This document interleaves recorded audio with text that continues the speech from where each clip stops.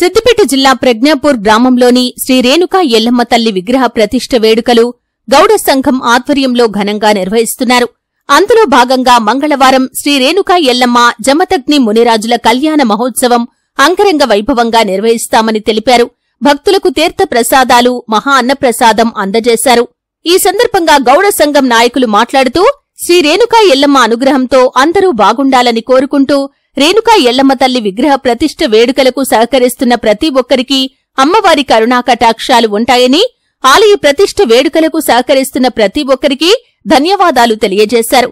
ఈ కార్యక్రమంలో ప్రజ్ఞాపూర్ గ్రామ గౌడ సంఘ సభ్యులు, యువకులు, మహిళలు, చిన్నారులు, గ్రామస్తులు తదితరులు ఈ కార్యక్రమంలో పాల్గొన్నారు.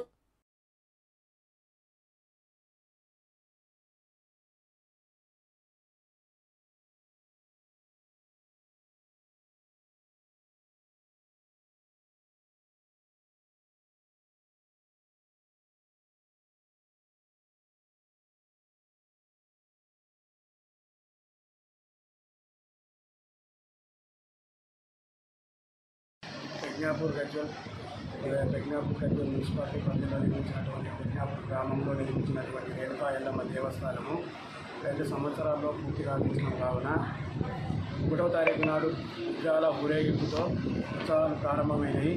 2వ తారీఖు నాడు పూర్ణాహుతి, నవగ్రహాల పూజ, హోమము జరిగింది. 2వ తారీఖు నాడు కూడా హోమము, కలశము, విగ్రహ కలశం జరిగింది.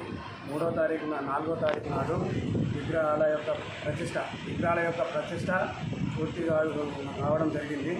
ఇప్పుడు 5వ తారీఖు రోజు మేము కార్యక్రమాలు లందకు పోవడము, కుటుంబాలు తేవడము, గంగ చెప్పజేయడము కార్యక్రమాలను పూర్తి చేసుకోవడం జరుగుతున్నది. రేపు 6వ తారీఖు మా కళ్యాణ మహోత్సవము జరుగుతున్నది కాబట్టి అందరూ ఎల్లమ్మ విగ్రహం ప్రజ్ఞాపూర్ గ్రామంలో ఉన్నటువంటి ఎల్లమ్మ దేవికి గుడికి వచ్చి ఆశీర్వాదాలు తీసుకోవాలని మా ప్రజ్ఞాపురం గౌడ సంఘం తరఫున అందరికీ ధన్యవాదాలు తెలుపుతున్నాను. అందరికీ స్వాగతం. రేపు ప్రజ్ఞాపురంలో రేణుకా ఎల్లమ్మ యొక్క కళ్యాణం జరుగుతున్నది కాబట్టి ప్రజలంతా వచ్చి తీర్థప్రసాదం స్వీకరించి అన్నదాన కార్యక్రమం కూడా జరుగుతున్నది కావున అమ్మవారి కృపకు పాత్రలు కాగలరని